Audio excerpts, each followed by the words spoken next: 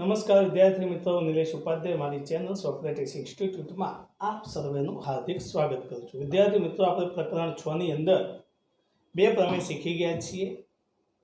આ બે પ્રમેયનું વારંવાર પુનરાવર્તન કરજો આકૃતિમાં જોઈને, તો તરત જ આવડી જશે। હવે પછીનો પ્રમેય ખૂબ જ મહત્વનો પ્રમેય છે અને વેરી મોસ્ટ આઈએમપી પ્રમેય છે। તો આ પ્રમેય અને એકદમ સહેલો પ્રમેય છે। तो आज આપણે પ્રમેય 6.9 જે આપણે ગયા વિડિયોની અંદર પાયથાગોરસનો પ્રમેય શીખ્યા હતા એનાથી વિરુદ્ધ પ્રમેય છે, એનાથી ઉલટો પ્રમેય છે પાયથાગોરસનો પ્રતિપ્રમેય। પાયથાગોરસનો પ્રતિપ્રમેય આપણે જોઈશું। એકદમ ઈઝી પ્રમેય છે, ધ્યાનથી જોજો। પ્રમેય 6.9 પાયથાગોરસનો પ્રતિપ્રમેય। પ્રતિ मतलब ઉલટું। પ્રતિનો આપણે જે પાયથાગોરસના પ્રમેયમાં શું હતું કે કાટકોણ ત્રિકોણમાં કાટખૂણો બનાવતી બે બાજુના વર્ગોનો સરવાળો કર્ણના વર્ગ બરાબર થાય છે। અહીંયા તમને બે બાજુના કોઈ પણ એક બાજુનો વર્ગ તમને આપ્યો છે, બાકીની બે બાજુના વર્ગોના સરવાળા બરાબર તમને આપેલો હોય તો ખૂણો એની સામેની બાજુનો ખૂણો કાટખૂણો છે એવું આપણે સાબિત કરવાનું છે। એનાથી ઉલટું છે। એટલે આ પ્રમેય આ રીતે પૂછાઈ શકે કે પાયથાગોરસનો પ્રતિપ્રમેય સાબિત કરો।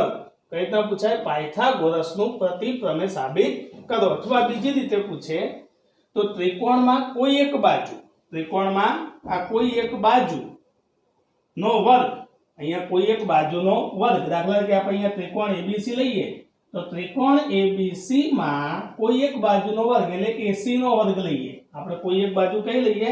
એસી। અહીંયા મેં જે ત્રિકોણ દોર્યો છે એમાં સૌથી મોટી બાજુ એસી છે, તો આ એસી નો વર્ગ એટલે કોઈ એક બાજુનો વર્ગ બાકીની બે બાજુના વર્ગોના, એટલે બાકીની બે બાજુઓ કઈ છે?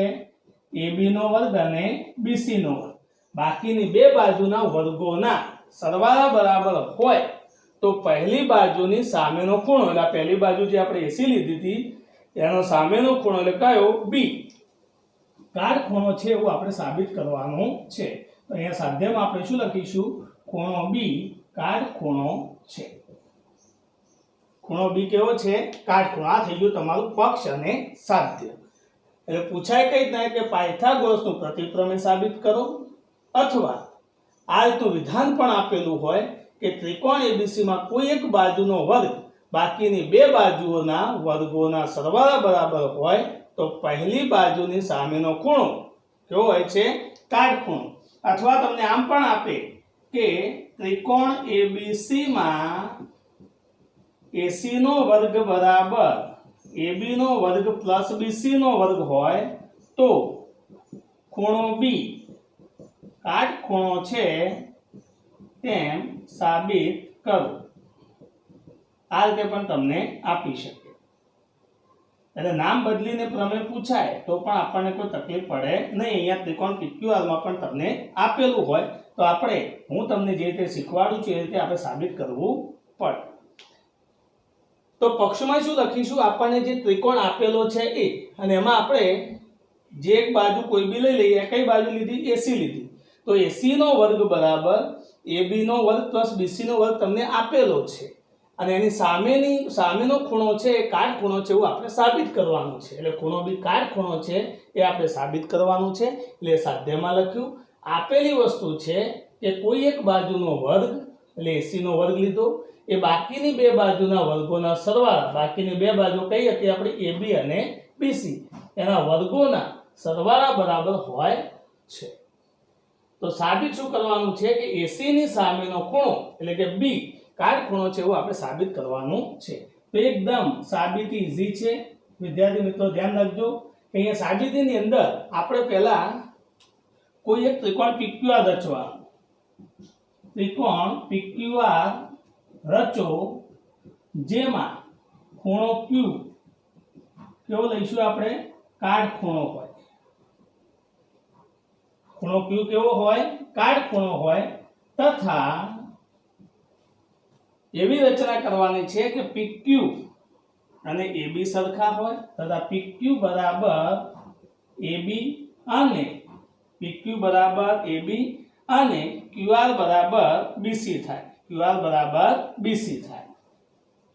અને QR બરાબર BC થાય। એટલે પહેલું કામ અહીંયા આપણે શું કરવાનું છે કે ત્રિકોણ PQR રચો। ત્રિકોણ PQR રચો જેમાં ખૂણો Q કેવો છે, કાટખૂણો છે તથા PQ બરાબર AB અને QR બરાબર BC હોય। હવે તમારે ત્રિકોણ PQR માં ખૂણો Q કેવો આપેલો છે તમને, કાટખૂણો છે। ખૂણો Q કેવો છે, કાટખૂણો। તો પાયથાગોરસના પ્રમેય પ્રમાણે આપણે પાયથાગોરસનો પ્રમેય જોયો તો પાયથાગોરસના પ્રમેય પ્રમાણે શું થાય કે ત્રિકોણ PQR માં ખૂણો Q કાટખૂણો હોય તો શું લખાય, કર્ણનો વર્ગ બરાબર બે બાજુના વર્ગોનો સરવાળો। એટલે કે કર્ણનો વર્ગ એટલે PR, PR નો વર્ગ બરાબર PQ નો વર્ગ પ્લસ QR નો વર્ગ। આ પાયથાગોરસનો પ્રમેય થઈ ગયો। પ્રમાણે આપણે શું લખીશું, કર્ણનો વર્ગ બરાબર બે બાજુના વર્ગોનો સરવાળો PQ નો વર્ગ પ્લસ QR નો। હવે આગળ આપણે રચનામાં જોયું છે કે ત્રિકોણ PQR એવો રચ્યો હતો કે જેમાં PQ બરાબર શું છે, AB।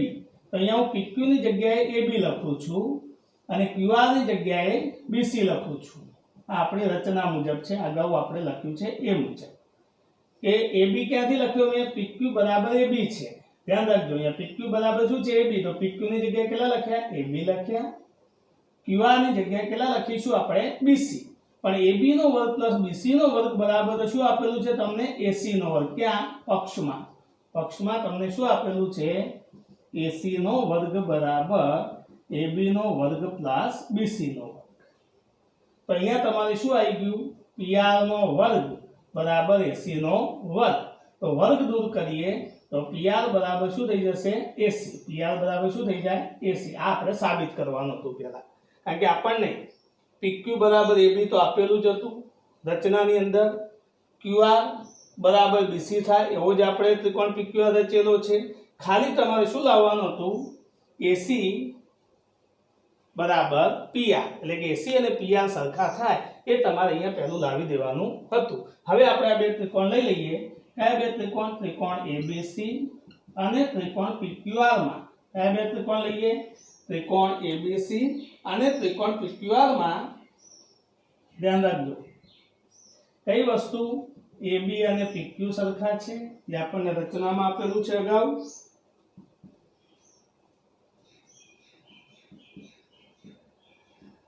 BC બરાબર QR પણ અગાઉથી જ આપણે લીધેલું છે, જે ત્રિકોણ PQR રચ્યો એમાં જ, એટલે એમાં પણ લખીશું રચના મુજબ। અને આપણે સાબિત શું કર્યું, AC બરાબર PR, આ આપણે સાબિત કર્યું એટલે અહીંયા લખીશું। તો અહીંયા બાજુ બાજુ અને બાજુ, બા બા બા, કઈ શરત થઈ, બા બા બા શરત મુજબ, આ એકરૂપતાની શરત છે। કઈ શરત છે, એકરૂપતાની શરત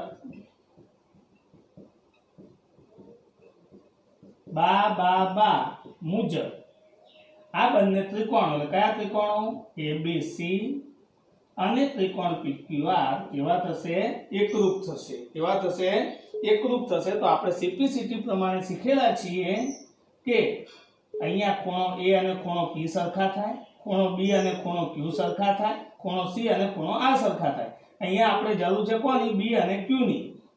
ખૂણો B એકરૂપ ખૂણો Q થાય સિમ્પ્લિસિટી પ્રમાણે। સિમ્પ્લિસિટી નો મતલબ શું થાય છે કે જો એકરૂપ ખૂણા, એકરૂપ ત્રિકોણ હોય તો એના અનુરૂપ ખૂણાઓ અને અનુરૂપ બાજુઓ સરખી થાય છે, જેને આપણે સિમ્પ્લિસિટી। તો ખૂણો B એકરૂપ ખૂણો Q સિમ્પ્લિસિટી મુજબ, એટલે કે સિમ્પ્લિસિટી નો મતલબ શું થાય છે કે જો બે એકરૂપ ત્રિકોણ હોય તો તેની અનુરૂપ બાજુ અને અનુરૂપ ખૂણાઓ એકરૂપ હોય છે। તો અહીંયા ખૂણો B એકરૂપ ખૂણો Q થાય તો ખૂણો Q તો 90 નો આપણને આપેલો જ છે, અહીંયા પહેલેથી રચનામાં જ આપણે લીધો છે। તેથી ખૂણો B અને ખૂણો Q સરખા છે, તેથી ખૂણો Q તો 90 નો છે, તેથી ખૂણો B પણ કેટલાનો થાય, 90 નો થશે।